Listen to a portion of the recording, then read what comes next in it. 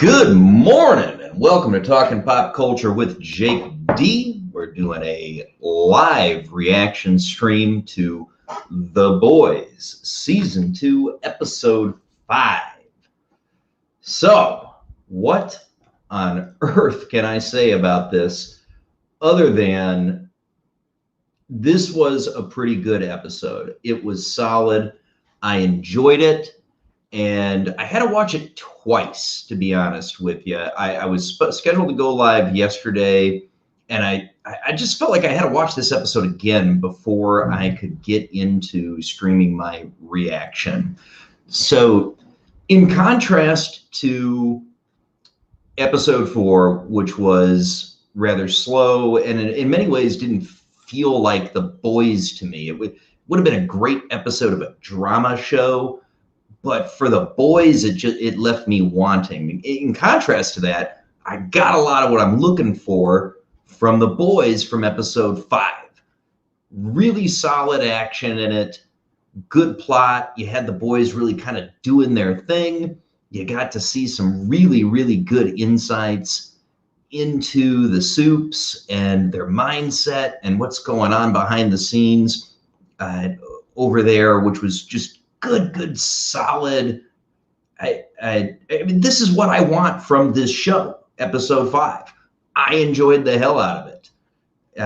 Whether you're looking at seeing the interactions between the lady who I lovingly have dubbed KK, Ashley, or some really good scenes from Congressman Newman, whom I prefer to call Tulsi because they're clearly styled after these people. And we even got to see the director of the Rise of the Seven film quite a bit, sort of pushing how things were going to go. And I just got like a serious like J.J. Abrams and Rian Johnson feel from this guy. It was like he was being portrayed kind of like J.J., but I got this look from him that felt really Rian Johnson. And it was fun, right? Because this episode really like poked at lots of areas of society, which was cool. That's what I like about The Boys in so many ways. It's fun. It's this just in-your-face look at lots of things about the world, and it was cool. I mean, they really didn't hold back on just about anybody in the episode, and it was lots and lots of fun. Really glad I watched it a second time. It was really good. Sorry, excuse me, I'm gonna have a little bit of coffee because by God, it's early. Thank you. Oh, I can never have enough coffee. There is no such thing as a large enough coffee mug. I've got this giant coffee mug back here that was a present from my girlfriend, and even that is not big enough for my coffee.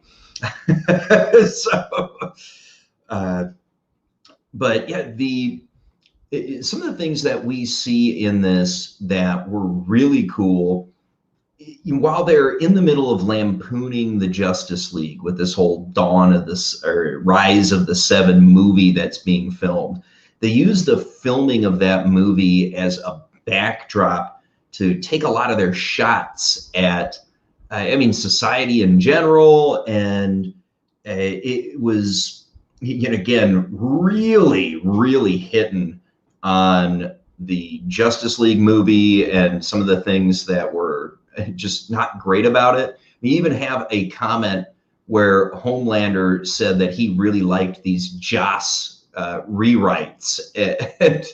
And for those of you who are Snyder Cut fans out of there, I imagine you got a huge laugh out of that because this movie has been totally changed. And that was just a shot at what happened with the whole, with Snyder exiting the Justice League and Joss Whedon coming in. And I mean, for me, that was like almost like an inside joke that was, it worked, right? I mean, it really worked. And so our kind of major plot points that you go through, you've got sort of two major stories in this particular episode. You've got the filming of the movie and the interactions of the soups with Ashley and the director mainly that's going on in there. And again, they're really sort of highlighting a lot of the ridiculousness of wokeness,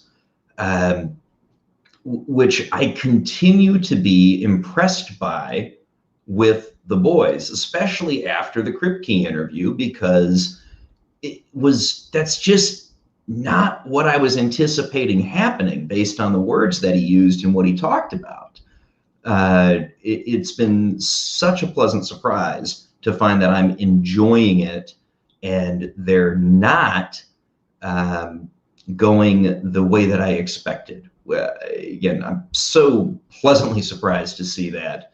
And, we're 5 out of 8 episodes in. And so far, the show is still very enjoyable, which is just great news. I'm so pleased to see it. More coffee. It's early. Thank you. And so what we see throughout the filming of the movie was, it took a lot of the current events in culture and dropped them in the context of this movie, and in a satirical show of it, which, again, much to my surprise, I'm so impressed that it's turned out this way, considering what we were led to expect from the Kripke interviews. So that's great, and it's been enjoyable as hell, which is just wonderful. The second kind of major plot line that plays through this episode is, of course, Butcher visiting his aunt, and Huey and MM show up to help him, right, or save him, because after a call between MM and Huey, or excuse me, between Huey and the Butcher, MM kind of freaks out and realizes they need to go down there and help the guy. Black Noir continues to be sort of his own thing. I mean, he's a member of the Seven, but he always seems to be solo, and we get a bit of a reveal, I think, as to why Black Noir is consistently working by himself towards the end of the storyline with Butcher at his aunt's place, which I thought was a pretty good payoff. I was interested to see it. It's always good for Giancarlo Esposito to pop in. The dude is just powerful. He had perhaps 30 seconds of screen time in this episode, and again, the man just owns it. I want this guy in everything. He is so good.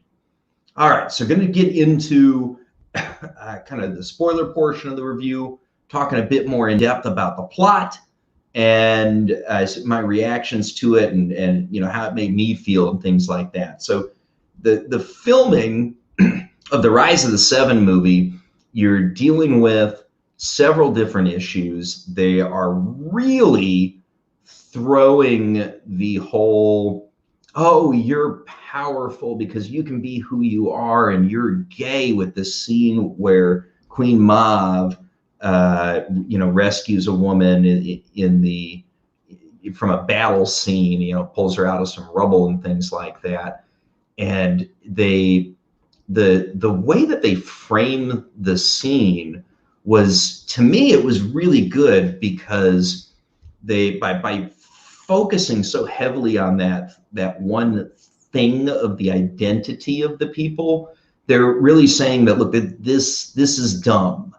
This is not how you do it, which is really good to me, because one of the things that people in the circles that would call themselves a hashtag fandom menace, have talked about is that flashing the identity politics to the front and center truly pushes audience away. And so the way that they're dealing with that in The Boys is, it feels, it's almost like they've been listening to us to an extent, right? And they're dealing with this kind of massive wokeness head on, and they're not portraying it as a good thing. They're portraying it as inauthentic. And maybe I'm crazy, but it feels, you know, like they're messaging to sort of my circle of fandom, and saying that, you know, this is wrong and it's not how you do things correctly, which is really cool. We get a really fun scene between A-Train and the director, where A-Train says he's not going to do this scene talking about his exit from the Seven, and the Ryan JJ, the director, you know, basically tells him to F off. You're going to do it as we wrote it, right? And you know, A-Train continues to try to push back against this, and he gets told later by Kathleen Kennedy that he can either do it and exit the Seven with all of his money intact, or, you know, she'll throw him out on his ass for breaking his morality clause because he was shooting up the Compound V, which was, it's funny because KK is like totally cowed when she's dealing with Homelander, but anybody else, she has got like this hard edge, and it's the dynamic and the changing with how she interacts based on who it is you know, it's a bit intriguing. She clearly fears Homelander because I think she understands who Homelander really is, but with just about anybody else, she's in charge, which is it's a cool dynamic. I like seeing it. Tulsi comes into this episode by way of leading a massive rally to protest kind of the unchecked power of the Supes.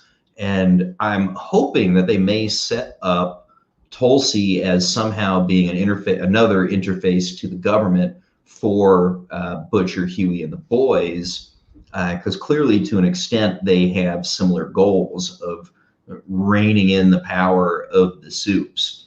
And there was a really awesome scene where Tulsi's holding this rally, and Homelander drops in, right, because he sees it being live streamed, and so he flies straight to the rally, and he drops down, and the people are not loving him, which of course is what he as Homelander needs, and he thrives on it, and it's kind of what fuels him, right, because he's this egotistical asshole.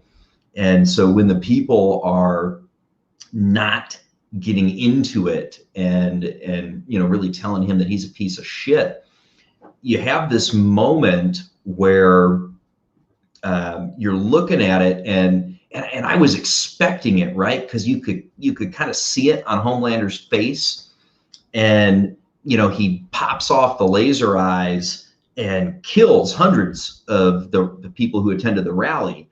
And it was exactly what I thought he was going to do. And then they wind it back, and you realize that this was just something that was in his head that he wanted to do, but he held back. And I thought that was really effective because lasering the crowd is exactly what I thought he was going to do. And you see that he restrained himself despite that being what he wanted. And it speaks to what he wants. As much as he wants to just destroy all these people, he craves the adulation and the acclaim from the crowd so much that he knows better than to do it, because it would of course destroy one of the things that's his major motivations, which is, you know, all the people loving him. So he knows he can't do it, and he doesn't. And I just found the scene just really, really effective. And the fear that Tulsi had of him when he arrived at the rally was well played. I really liked how that went back and forth.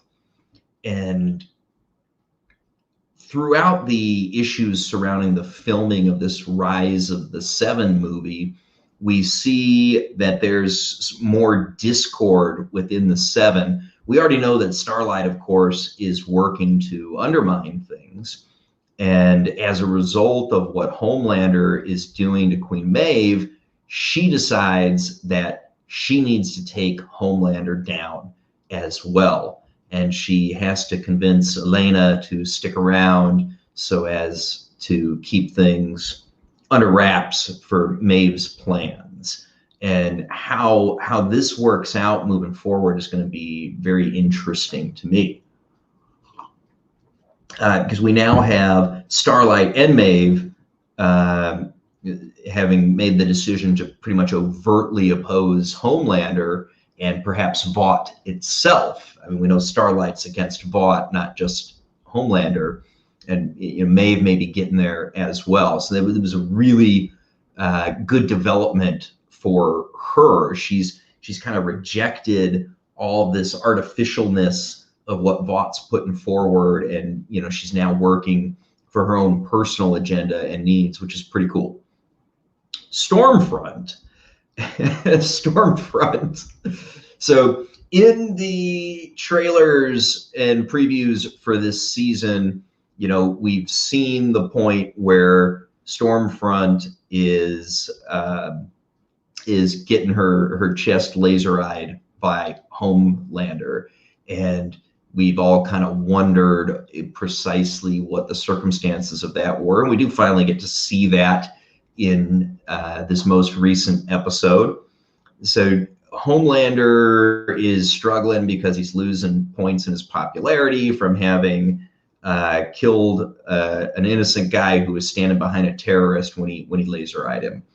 And Stormfront comes to the rescue with her meme queen, and they're throwing out all of these various memes. And she told Homelander he'd know if it was working when it showed up on his uncle's Facebook. And it's very political messaging in the memes, which of course we see every day today, and it's not particularly a healthy thing in some ways.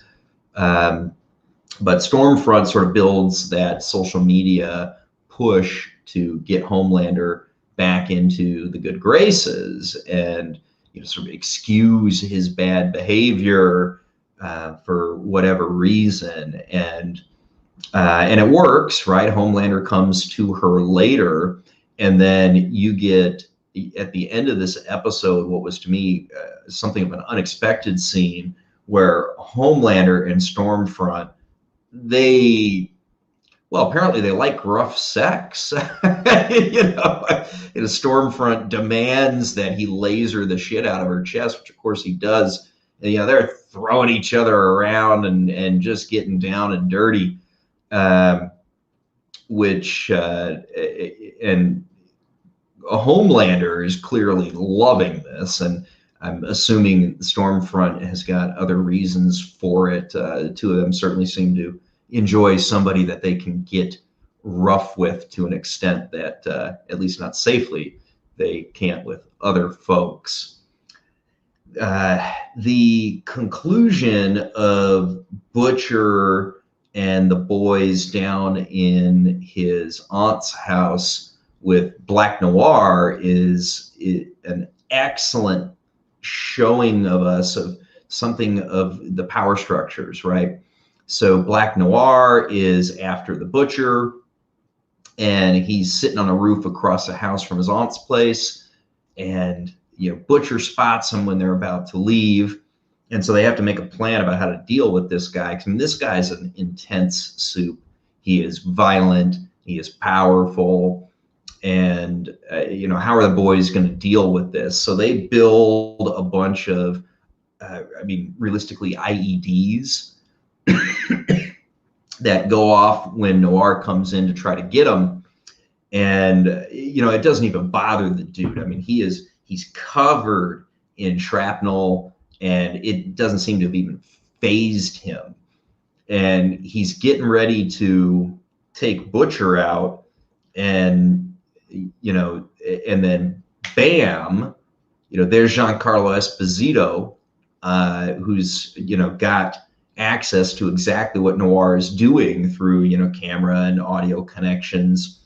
And, Butcher tells him, look, you kill me, I'm revealing your big secret for, Homelander's kid being the dirty rapist. And Esposito makes him a deal. He says, look, you keep those pictures private, I'll call off Black Noir. And it, you know, they strike the deal. So we have got 3 episodes left of this show, and I am really curious. I'm looking forward to it. I mean, 6, 7, and 8 should be just a total shit fest in all the right ways, and I can't wait to see them. I'm enjoying the hell out of this show. Episode 5 was a return back to greatness for this season. I mean, so far we've had kind of an even odd difference in the beats of the episodes. All of the odd episodes, 1, 3, and now 5, have been reasonably fast moving, and they've been fast paced, and they felt like good boys to me. Whereas 2 and 4, of course, were these sort of slow character development type episodes.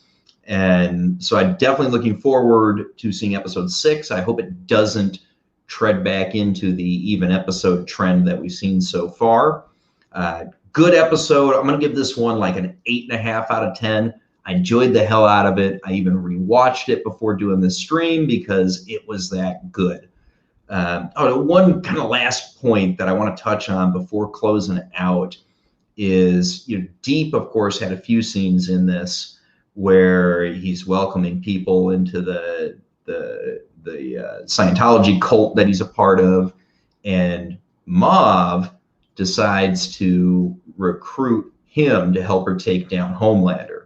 So is this, you know, perhaps setting up, you know, Homelander killing the Deep or something like that later in the season? I guess it remains to be seen, but, you know, the pieces are coming into place to oppose Homelander. And I suspect that's probably going to include Stormfront at the end of the day also. All right. Well, if you made it this far, I sure do appreciate you watching my take on episode 5 of The Boys. Again, I had fun, enjoyed the hell out of it. Please remember to like the video, share it with your friends on social media, and consider subscribing to the channel, because that's one of the ways to help a new creator like myself really gain traction in the YouTube algorithm and reach a wider audience. Have a great day, everybody, and we'll catch you on the next video or the next stream.